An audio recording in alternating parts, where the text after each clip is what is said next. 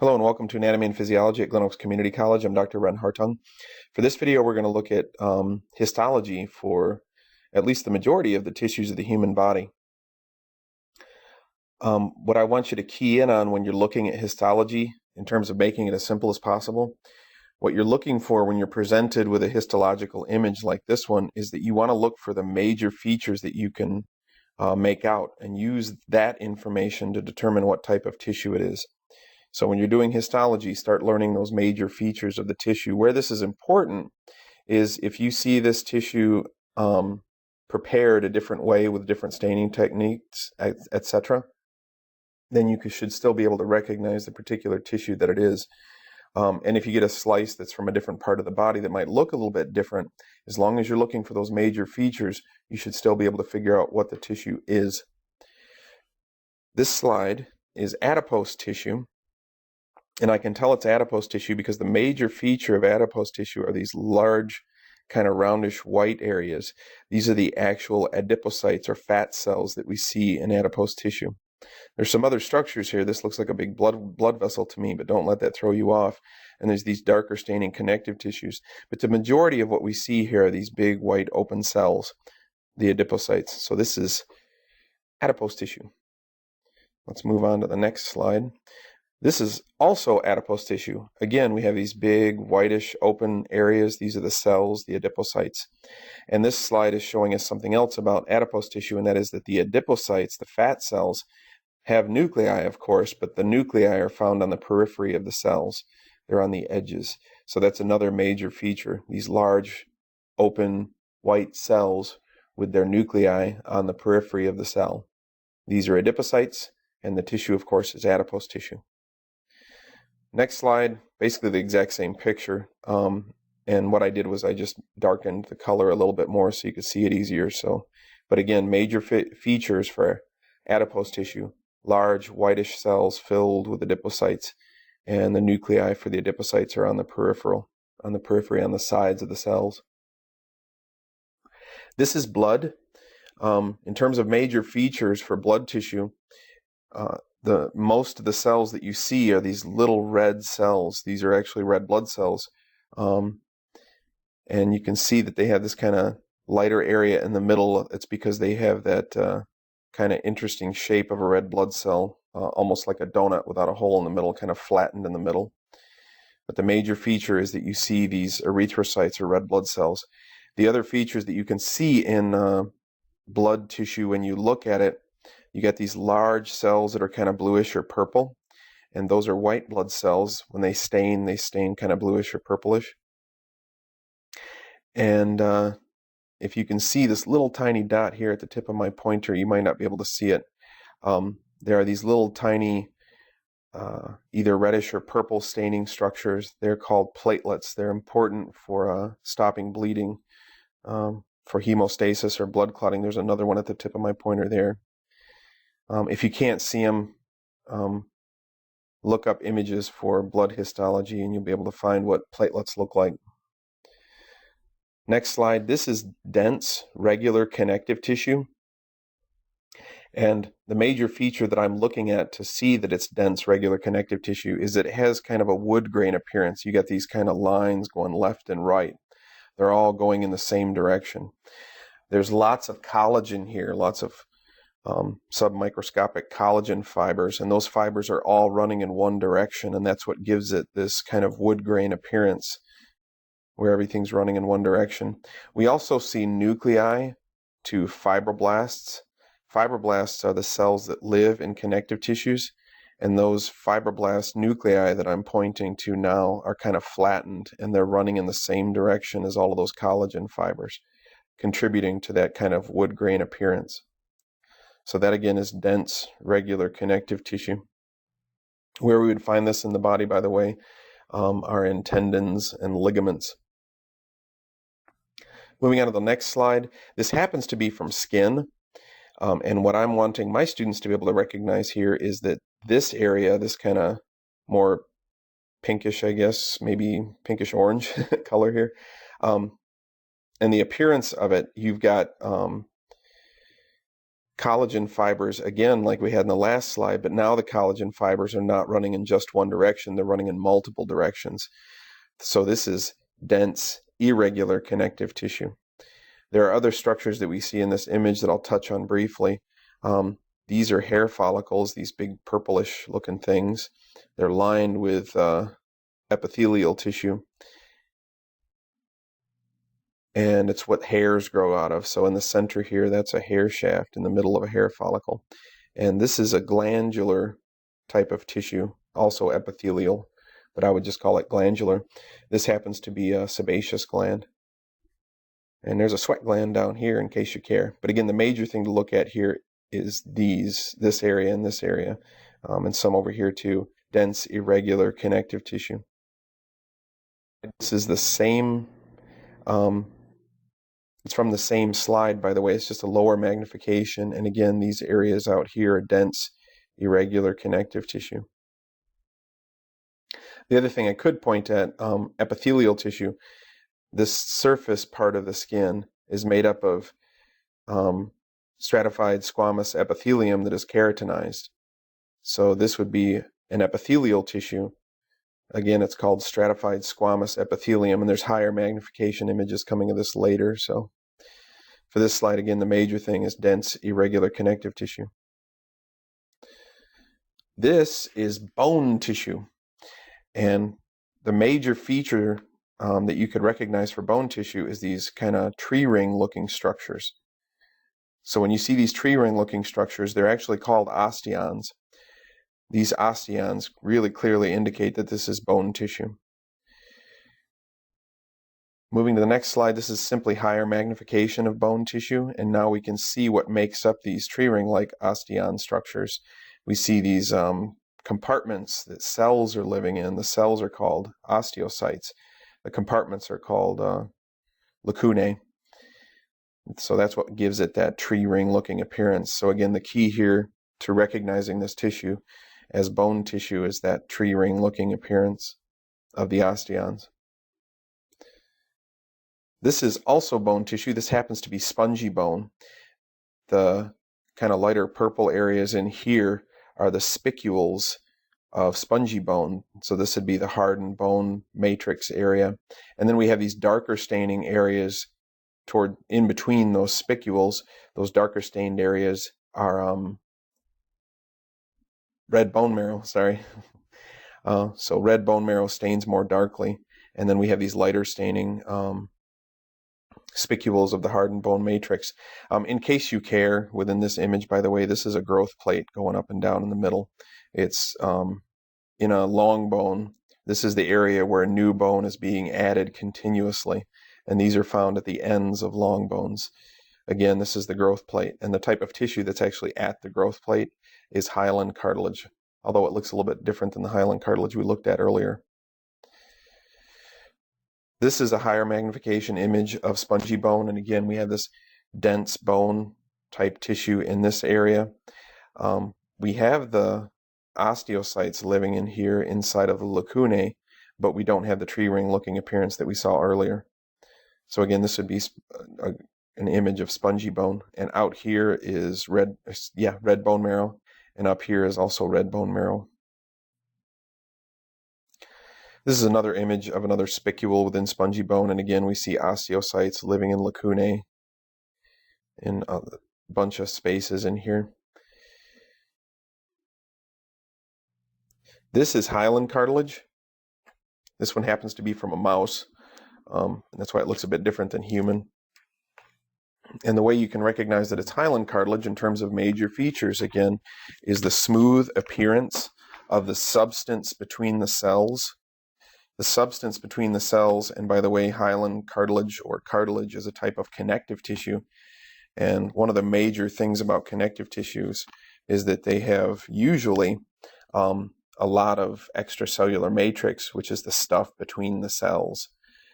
So here are the cells living inside of the hyaline cartilage, and then you've got this kind of gunk in between, this stuff in between.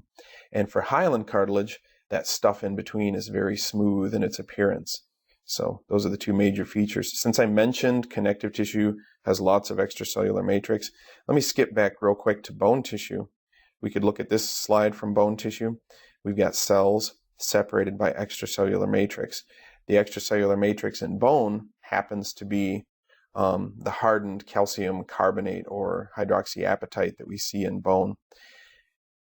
So again, cells separated by this extracellular matrix. That makes it a connective tissue. So here we are again at hyaline cartilage. Let's go to the next image. This is also hyaline cartilage. This one is human. It comes from a trachea. And again, we see the cells in their compartments separated by this smooth-looking extracellular matrix. This is the next slide. It's just higher magnification. And again, this is hyaline cartilage. We've got cells separated by an extracellular matrix. That tells us that it's a connective tissue. And the extracellular matrix in this case is this very smooth appearing stuff. This also reminds me, if it helps you, hyaline cartilage is often stained like this, and it has this kind of light purplish appearance, and then these little bubbles. One of my students years ago said that this looked like grape soda, and that has stuck with me ever since. So when it looks like grape soda like this, think hyaline cartilage. That might be another trick to help you. But again, the major features for hyaline cartilage, you've got these compartments with cells in them, and then you have this smooth appearance of the extracellular matrix. Next slide. This is another cartilage. This one's obviously not hyaline cartilage. The substance in between doesn't have that smooth appearance. It's got this darker staining, kind of roughish appearance. This is elastic cartilage. If we look at a higher magnification image, the elastic cartilage stains more deeply out here, and the extracellular matrix has a more roughish appearance in spots. The reason for that is that the elastic fibers stain more darkly, so we can see more of a roughened appearance. It's less smooth between these compartments. So again, that's elastic cartilage. This is fibrocartilage. This fibrocartilage happens to come from a mouse, so it looks different than what you might see with human fibrocartilage. This is actually a vertebrae on this side and a vertebrae on this side from a mouse with fibrocartilage connecting them, the two vertebrae. So we see fibrocartilage in the vertebral discs in our spine, and we also see fibrocartilage in certain joints. For example, the knee joint has fibrocartilage. Let's look at higher magnification for this fibrocartilage. And we can see these fibers going in a specific direction, but notice that it looks very different than dense regular connective tissue. This is even higher magnification. This is 450 times magnification for what I'm looking at. And again, we're looking at fibrocartilage, and you can see that the fibers go in one direction, and we see the chondrocytes living in here in these little compartments, and you can't really make out the compartments in the mouse fibrocartilage anyway. So that's fibrocartilage. Now we're on to epithelial tissues. This one happens to be pseudostratified columnar epithelium. Major features for recognizing pseudostratified columnar epithelium. You have this line of cells, but it looks like we have one, maybe two, maybe even 3 layers of nuclei, but in reality we only have 1 layer of cells here. So that's why it's called pseudostratified columnar epithelium. Another trick for recognizing pseudostratified columnar epithelium, can you see this kind of fuzzy brush looking border? There's cilia on pseudostratified columnar epithelium usually. So that's another thing to key in on in terms of a major feature of pseudostratified columnar epithelium. This happens to come from a mouse's trachea, by the way, and those cilia help to move mucus along the respiratory tract in our tracheas. This next slide is from gut. I believe this is large intestine. And what we're looking at is another epithelial tissue. Can you see this line of cells here? And can you see how these cells tend to be tall? When they're tall like that, the shape we call them is columnar. And since there's only 1 layer of these cells, we would call this simple columnar. So this is simple columnar epithelium. and you can follow that line of cells up and around and over and up and around and over. So again, this is an epithelial tissue, single layer of cells that are columnar in shape. So this is simple columnar epithelium. Moving on to the next slide. This is another slide that looks very similar to the last one. Actually, it looks very different, but it's the same epithelial tissue. Notice that we have a single line of cells here and also over here, but it gets kind of muddled as we get down in this range. So look at this line of cells. We have a single layer of cells, and they're tall. They're taller than they are wide. So this is simple columnar epithelium. We could look at this line of cells over here and say the same thing. And by the way, this slide comes out of a kidney. These are collecting ducts at the end of the way our urine flows inside of the parenchyma of the kidney. Moving on to the next slide. This is another slide from gut. I think this is from small intestine. And again, look at where the pointer is from the microscope. Look at this line of cells and see if you could name right now what this line of cells is, because we've named this already.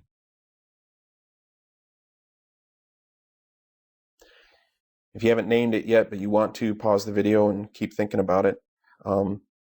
We have one layer of cells here, and those cells are taller than they are wide.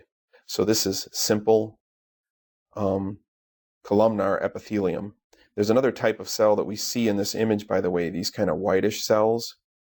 These are called goblet cells, and they produce mucus for the digestive tract. You often see these types of cells in pseudostratified columnar epithelium as well, by the way, because goblet cells make mucus for our respiratory tract as well. So again, this slide is simple columnar epithelium. Moving on to the next slide. This should be another epithelial tissue. And what we're looking at is right where that microscope pointer is pointing, this line of cells going in a circle. There's one layer of cells, and these cells are not tall. They're kind of squat. They're more cube-shaped. So this is simple cuboidal epithelium. Simple because there's only one layer of cells. Cuboidal because these cells are more cube-shaped. And of course, epithelium. Moving on to the next slide. Oh, by the way, this slide happens to also be from a kidney. And these are tubules from nephrons. Moving on to the next slide. This happens to be lung tissue. And what we see in these open kind of cavities, these are alveoli inside of lung. And remember me talking about big white cavities being adipose tissue before? This is obviously not adipose tissue because I said already that it's lung. And the way that you know that it's not adipose tissue is this big white cavity is actually lined with cells. You can see the cells lining it. And in this case, there's rich capillary beds on the edges, those reddish. So this would not be adipose tissue. I was hoping for a higher magnification image so that you might be able to see what we're supposed to be looking for here, and that is that the alveoli are lined with simple squamous epithelial cells. There's a single layer of cells lining this area here and the edge of this area here. Simple squamous epithelium. Let's look at the next slide. I tend to use this slide more for simple squamous epithelium. This is from a kidney again. And what we're seeing here is this capsule inside of the kidney. It's called the glomerular capsule or Bowman's capsule. This capsule is lined with cells that are very flat, and there's only one layer of them. Because there's only one layer, we call it simple. Because these cells are flat, we call it squamous. So this would be simple squamous epithelium lining this capsule here. While we're here, we could look up here, and I'll give you another test kind of question. Look at this circle of cells and see if you can tell me what kind of epithelium this is. And pause the video if you want a chance to really think about it. There's only one layer of cells here, so this would be simple. And the cells are more cube-shaped. They're not tall. They're kind of short and squat, so they're kind of cube-shaped. So this would be simple cuboidal epithelium here. And we see that also over here and over here. And I think that's it for this slide. Let's move to the next one. This is from a mouse's esophagus, by the way. And what we're looking at is this epithelial tissue that lines the esophagus. Notice that we've got lots of cells. This epithelium starts down here. That's the basal side of it. And then up here is the apical surface for this epithelium. So there's lots and lots of cells here. So we wouldn't call it simple. We call this stratified. And when we're naming a tissue that is stratified, let me go over here and say this again is the bottom and this is the top. In terms of the shape, we use the shape that we can see it towards the apical surface or the top of it. These cells are much more flattened. And if I go to the next image, you might see it better. Can you see how these cells are much more flattened? So this would be stratified because there's multiple layers, squamous because the cells are more flattened at the apical surface, and of course epithelium. So again, this image is stratified squamous epithelium. In the esophagus, we don't have keratinization, or we don't have lots of keratinization. So this would be non-keratinized stratified squamous epithelium. One of the ways that you know that these aren't highly keratinized, by the way, is they have a more smooth appearance towards the surface. You'll see what I mean in a second. Let's look at this slide. This is another epithelial tissue, and see if you can name the epithelium at the pointer. Here's the bottom part of it, and here's the top part of it. So again, pause the video if you want to think about it more, but here's the bottom cells. This epithelium reaches all the way up here to the top. So obviously there's more than one layer of cells, so this would be stratified. And if we look at the top for the shape, notice that these cells are really flat. So this would be squamous. This would be stratified squamous epithelium, just like what we saw on the last slide. The reason it looks very different is that this is keratinized stratified squamous epithelium. This happens to be skin. In terms of being highly keratinized, by the way, I said I'd tell you in a minute here. Notice how this surface doesn't look smooth. It looks kind of almost crackly, like these cells are kind of breaking off. Since this is the surface of the skin, these cells end up drying out ultimately, and they kind of flake off over time. And because there's so much keratin in them, they're very, very tough. They're very firm cells. So they have this kind of crackling off appearance to them, rather than the smooth appearance that we see with non-keratinized stratified squamous epithelium. Let's move on to the next one. This is another epithelial tissue, and it doesn't go by the same kind of naming system that I've been using, where we use the number of layers and the shape of the cells. For this one, we have multiple layers of cells in the epithelium. It starts down here and leads to the top up here. But if you notice, we don't have any specific uniform shape. Some of these cells kind of look almost tallish. Some of them are very roundish. Towards the surface, usually they are very round. Towards the bottom, they might look almost squamous or flattish. So we don't have a specific shape to key in on here, so we can't use that, that method of using the shape and the number of cells. For this one, we just call it transitional epithelium. Transitional epithelium lines the urinary bladder, and it lines the ureter, and this is actually a cross-section of someone's ureter. And again, this is transitional epithelium. One of the characteristics of transitional epithelium is it's capable of stretching a lot, and that may be why it was called transitional. If you stretch it out, if you make it really taut, the cells look squamous. And when we let it be really loose, you see this kind of appearance where we don't see a good defined cell shape. Moving on to the next image. We're getting away from epithelial tissue now. Notice that what we have are these long cells, almost like long tubes. And if you look close, you can see multiple nuclei on the edges of these long tubes. This is skeletal muscle. Let's look at the next image. I'm hoping it's higher magnification. No, this is just another image of skeletal muscle. What you would be able to see if this was higher magnification is you'd be able to see striations, these little kind of tiny lines going across the muscle cells. That's another way that you know that it's skeletal muscle. Long tubes of striated cells. That's skeletal muscle. This is skeletal muscle actually from somebody's tongue. And the way that I know that it's from somebody's tongue is that we have these skeletal muscle fibers or skeletal muscle cells going in this direction. And then over here, we have skeletal muscle cells also that have been cut transversely. These are cut longitudinally. So imagine this is a garden hose and it's lying in this direction. Imagine the garden hose is facing you and we just cut it across. So all you see is a circle. That's the way these muscle fibers have been cut. And again, notice that we have nuclei kind of towards the periphery, and you have multiple nuclei where they've been caught. In some places, here's one nucleus, two nucleus for this cell.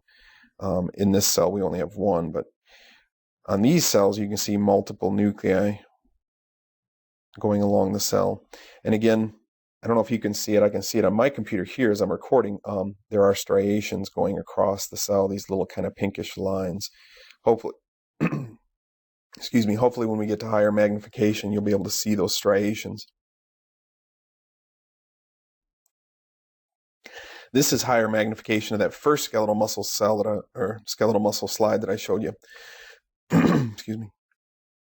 And now we can see better the striations going across. I don't know if you'll be able to see them, hopefully. But you can also see the multiple nuclei on the edges of these cells. So here's one skeletal muscle cell. Again, notice that it's a long tube and the cell is striated. It's got these little striations going left to right. And there's multiple nuclei on the edges. So those are the major features for skeletal muscle. Long tubes, multiple nuclei on the edges, and striations. This slide is also skeletal muscle. The slide is called skeletal muscle teased. So what they've done is you can see really well in this slide the long tubes of the skeletal muscle cells. And they've actually taken some kind of instrument and pulled the cells apart so that you can see the individual cells better. So you can imagine way back here, all of these little tiny cells, they've just teased them apart in this slide. Here's higher magnification, and I think even on YouTube right now, you'll be able to see the striations. Can you see those lines going left and right? Those are the striations that help to indicate that this is skeletal muscle. Over here, you might be able to see them even better. Those are the striations. And again, we have a long tube that makes up the cell, and we have those striations. You can also see a little bit here, the nuclei on the sides coming up this side. This is a slide from the same company. This slide back here was a slide that was bought back in the 70s from that company. This is a slide that we bought recently within the last few years from that company. I was kind of disappointed when I got this. They've changed their techniques for preparation quite a bit, but this is still skeletal muscle teased. And the same features are still there. We've got long tubes with multiple nuclei, and we've got striations going across the tube of the muscle fiber or muscle cell. Let's go to the next image. This is also muscle tissue, but this is a different type of muscle tissue. We don't have the long, we still have what appear like long tubes, but between the long tubes, we've got these dark lines separating one cell from the next cell. Those dark lines are called intercalated discs. We've also still got striations, but you can also notice in places that there's places where instead of being long tubes, we've got these little branches that kind of interconnect. So while this is muscle, this is actually a different kind of muscle. This is cardiac muscle, the type of muscle that we find in the heart. The cardiac muscle cells, or cardiac myocytes, are shorter than skeletal muscle cells. They're connected with each other by these intercalated discs, these dark areas, and they're still striated like skeletal muscle is. And then, of course, the other feature that I mentioned is that they're interconnected with each other. Instead of being one long tube, these cells tend to be interconnected. They tend to be branched and interconnected. So that's cardiac muscle. This is another image of cardiac muscle, by the way, and this really, this picture combined with the one from 2 slides ago, so this one compared with this one is a really good reason or a really good example of why you want to memorize the features of these tissues rather than memorizing the color and the shape for the particular picture that you're looking at. So if you look at this picture and we're talking about major features again, what I can see is I've got these cells where we've got these branches that interconnect the cells in these spots and areas, and we've got these kind of dark lines going across, and we've got striations that I can see.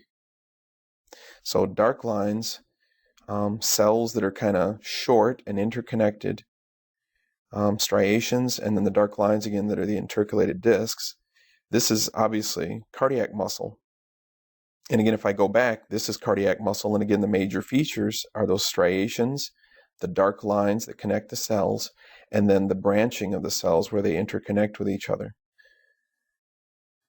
Another major feature you could consider within cardiac muscle is that you've got the nuclei, and then you've got these kind of white spaces around the nuclei.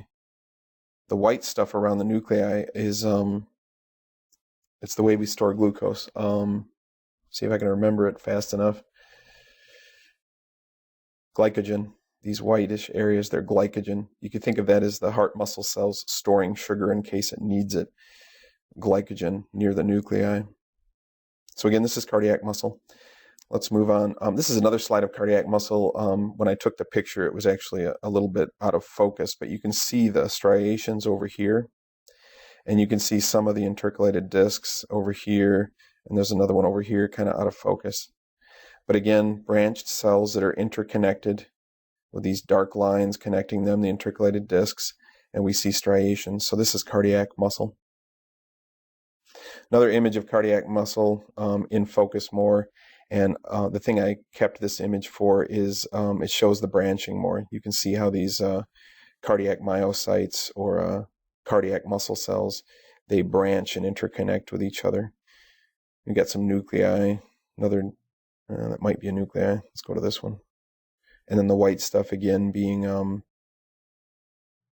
why am I tripping on the white stuff? It's glycogen.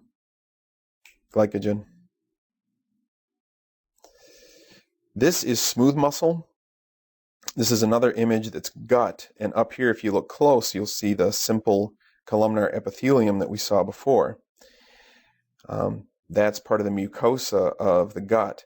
This is submucosa, and then this is muscularis. So this is muscle tissue again, but this is the third type of muscle tissue. Let's go to high magnification so we can look at the features of this type of muscle tissue. In this particular type of muscle tissue, we have much shorter cells, and the cells have what's called a fusiform shape. They tend to have a point on one end, they get thicker towards the middle, and they tend to have a point on the other end. And another thing about them is they have one single nuclei in each cell. This is smooth muscle. The other feature that you might notice is missing from this type of muscle than from the other types of muscle is that we don't see any striations. So we've got little cells that are fusiform in shape, single nuclei in each cell, and no striations. This is smooth muscle again. And we're back to the beginning. So that's all of the major histology that I have on these pictures. And I'll run through it from the beginning again just so we can name the tissues as we go through. And that'll be the last thing I do for this video. So maybe test yourself. What type of tissue is this? And the answer is, this is adipose tissue. What type of tissue is this? The answer for this one is that this is blood tissue, a type of connective tissue. And by the way, adipose tissue, also a type of connective tissue. Remember how I said connective tissues have lots of extracellular matrix between the cells? For adipose tissue, that's the exception. There's very little extracellular matrix between the cells of the adipocytes. Blood, again, is a connective tissue, and it has plasma, or the liquid, between the cells as its extracellular matrix. What type of tissue is this? This is dense, regular connective tissue. What type of connective tissue do we find here and here? This one is dense, irregular connective tissue.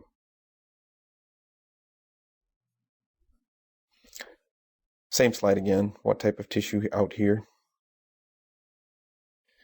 It's dense, irregular connective tissue.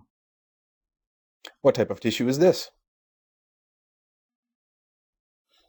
Answer for this one is this is bone, another of the types of connective tissue. And there it is at higher magnification again. What major type of tissue do we find here? This is also bone, and this happens to be spongy bone. Same again, and same again. Bone tissue. What type of tissue is this? This one happens to be hyaline cartilage. And we see cells and compartments separated by this smooth appearing extracellular matrix. What type of tissue is this? And the answer, again, just like the last one, is this is hyaline cartilage. We have these compartments containing cells separated by the smooth extracellular matrix. What type of tissue is this? The answer for this one is that this is elastic cartilage. Elastic cartilage. We've got compartments, again, separated by the extracellular matrix, but it's not as smooth this time because of the extra elastic fibers that are out here. What type of tissue is this one? I'll go to the higher magnification image. This one is fibrocartilage. These nice fibers going in one direction. And at high magnification, we see the cells separated by this matrix. Fibrocartilage. And again, if you're in med school or something, go look and make sure you look at a human preparation because it looks a bit different than this. What type of epithelium do we see at the pointer? And the answer to this one is pseudostratified columnar epithelium. That's the type of epithelium here. Pseudostratified columnar epithelium. Next slide. What type of epithelium do we see at the pointer?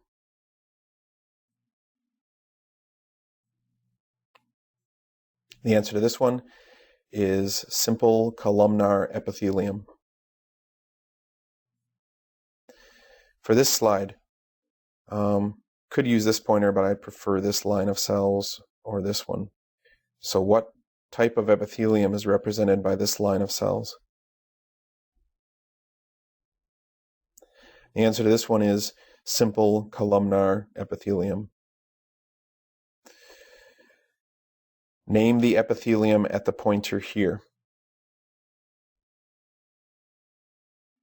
The answer to this one is simple columnar epithelium. Another thing I could do for this slide is name the cell that we see here or here. So see if you can name that specific type of cell.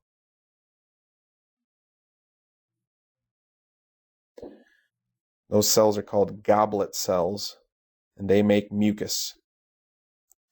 And let's see if we see any goblet cells back here. Not in this particular image of the pseudostratified columnar epithelium, but they could appear, so be ready for goblet cells there as well. Looking at this one, what type of epithelium is at the pointer? The answer to this one is simple cuboidal epithelium. Looking at this slide, on a lab exam, most likely the instructor would put the pointer, right on one of these edges. So this edge over here, or this edge down here maybe. And hopefully they'd have a high enough magnification so that you could see the cells. This again is lung tissue, and it's lined with simple squamous epithelium. Moving on to the next slide. Right where that pointer is, this line of cells here, name the epithelium. The answer to this one is simple squamous epithelium. Moving on to this slide, and more likely on one of my exams would be this higher magnification. Name the epithelium at the pointer.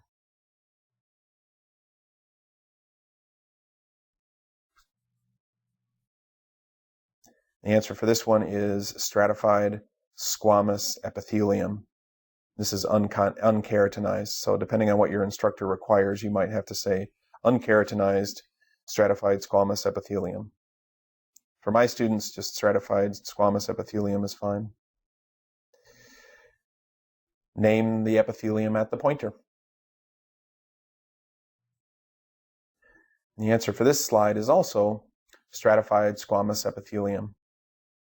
This one happens to be keratinized, so this would be keratinized stratified squamous epithelium.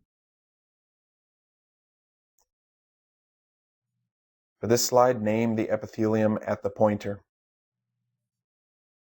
And the answer for this one is transitional epithelium. Next slide. Name this tissue. The answer for this one is skeletal muscle tissue, or skeletal muscle. For this one, name this tissue. And the answer for this one is skeletal muscle. But here's one I want to throw you to kind of put a monkey wrench in to make you think. Name this tissue out here, because the skeletal muscle is separated by this kind of tissue in the tongue. And the answer to that is adipose tissue. We see these big white areas, these big white cells, and they have nuclei on the sides.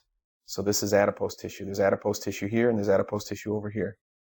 If you were able to answer that before I gave you the answer, then pat yourself on the back. Name this tissue for this slide.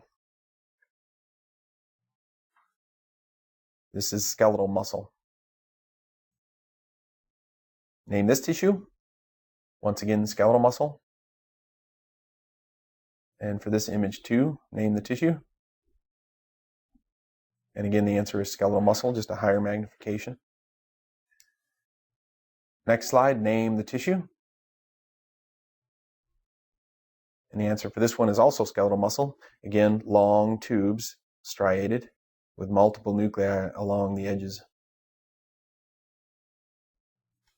For this slide, name the specific tissue. This one happens to be, for the answer, it's cardiac muscle. For this next slide, I'll go to higher magnification, name the tissue. And for the answer, again for this one, it's cardiac muscle. And this is also cardiac muscle. And for this one, it's also cardiac muscle. For this one, let's go up to high magnification and name the tissue right where the pointer is, this whole big pink area. And so the answer for this one is smooth muscle. And we're back to adipose tissue. So I hope this video on histology has been helpful for you. It's obviously not everything. If you don't take anything else away from this, remember when you're looking at histology, try to find the major features so that you can recognize any tissue when it's presented to you. Again, I hope this helps. If you have any questions or comments, please feel free to put it in the comments section. And thank you once again for watching.